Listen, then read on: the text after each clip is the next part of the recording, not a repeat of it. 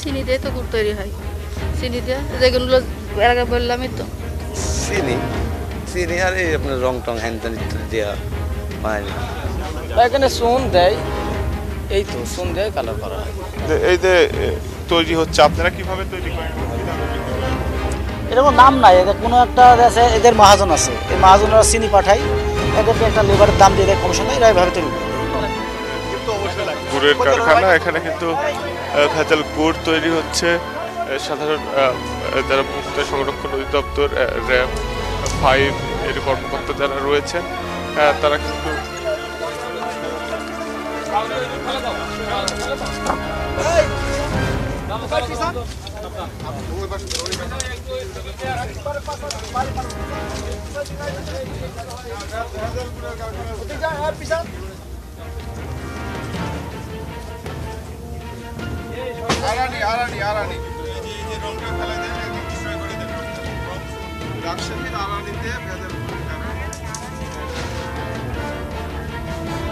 এখন পর্যন্ত অভিযান চালিয়েছে র্যাব। তারা বলছে যে এসব ভেজাল গুড় শরীরের জন্য ভীষণ ক্ষতিকর এবং এই এসব গুড় কিন্তু একেবারে চিনি দিয়ে, শুধু চিনি দিয়েই তৈরি করা হচ্ছে এসব গুড় বাজারে বিক্রি করা হবে। এর আগেও অভিযান চালিয়েছে আইন শৃঙ্খলা রক্ষাকারী বাহিনী, সেখানেও কিন্তু আমরা দেখেছি যে প্রচুর পরিমাণ গুড় কিন্তু জব্দ করা হয়েছিল। কখন এই অভিযানটি পরিচালনা করছেন, কখন থেকে, এবং এই যে ভেজাল গুড়ের যে সন্ধানটা সেটি কিভাবে পেলেন, কি অবস্থা? আমাদের বিগত কয়েকদিন যাবত আমাদের তথ্য আসছিল যে আমাদের এই বাঘা এলাকায় আপনার ভেজাল গুড় তৈরি করছে এবং দীর্ঘদিন ধরে তারা আপনার তৈরি করছে। এখানে একটা পরিবেশ বা অনেকগুলো বাড়ি আপনারা দেখতে পাচ্ছেন যে অনেকগুলো বাড়িতে আপনার সাধারণত এই ধরনের ভেজাল গুড় তৈরি হচ্ছে। এই ভেজাল গুড়ের মাধ্যমে এই ভেজাল গুড়কে তারা আখের গুড় অথবা খেজুরের গুড় হিসাবে তারা সারা বাংলাদেশে তারা সরবরাহ করে যাচ্ছে আপনার, এবং এই গুড়টা আমাদের সারা বাংলাদেশে আপনার ছড়িয়ে যাচ্ছে এবং আপনার মানুষ খাচ্ছে সরল মনে, তারা আপনার খেজুরের গুড় হিসেবে খাচ্ছে। বাট সরজমিনে আমরা ভোক্তা অধিকার যিনি কর্মকর্তা আছেন, উপপরিচালক, ওনাকেও নিয়ে আসি। তো এসে আমরা সরজমিনে পরিদর্শন করে আমরা যে কারখানার যে পরিবেশ এবং গুড় তৈরির যে উপকরণ যেগুলো দেখতে পাই, এগুলো খুবই অস্বাস্থ্যকর এবং মানব স্বাস্থ্যের জন্য খুবই ক্ষতিকারক। যেমন আমরা এখানে পাই আপনার খুবই রং পাই, যেটা কোনোভাবেই ভোজ্য না, মানুষের শরীরের এটা কোনোভাবে এডিবল না।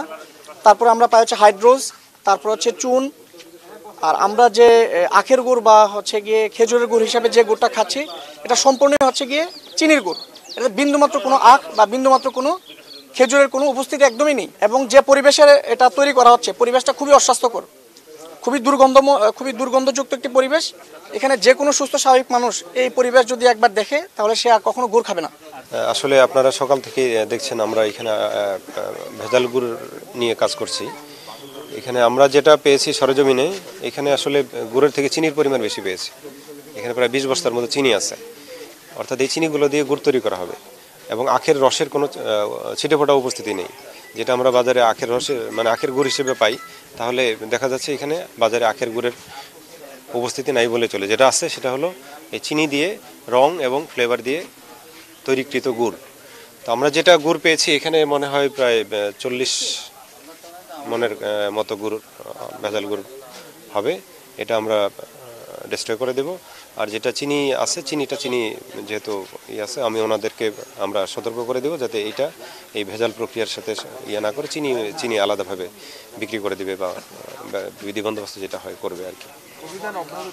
হ্যাঁ, অভিযান তো অব্যাহত আছে। আমি কালকেও যেটা বলি, গতকালকে আমি আরানিতে গিয়েছিলাম, যেখানে গুড় বিক্রয় হয়, আরানিতা বানেশ্বর, যেখানে গুড় বিক্রয় হয়, সেখানে যারা বিক্রেতা এবং যারা এখান থেকে সরবরাহ করে তাদেরকেও বলে আসছি।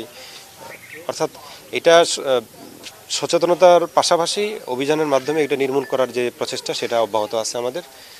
এটা আপনাদের সহযোগিতা পেলে আমরা আশা করি যেটাতে আরও বেশি ওভারকাম হবে। জনসচেতনতা বেশি জরুরি, কারণ মানুষ তো আসলে আখের গুড় বলে খাচ্ছে, আসলে তো এখানে আখের গুড় নেই।